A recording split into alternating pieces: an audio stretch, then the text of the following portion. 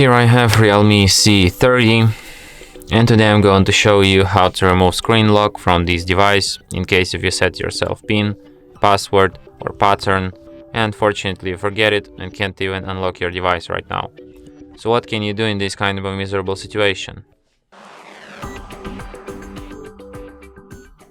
So firstly, what you have to do is to turn off your Realme, wait for it to turn off completely, and after that what you have to do is to hold down combination of keys power key plus volume up at the same time for a couple of seconds like this, and after the screen turns on and you can see Realme logo appeared, release power key and keep holding only volume up.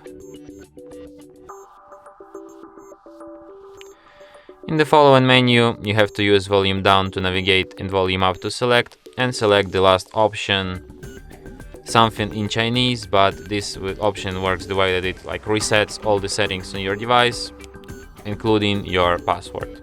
So let's do it. And that's it.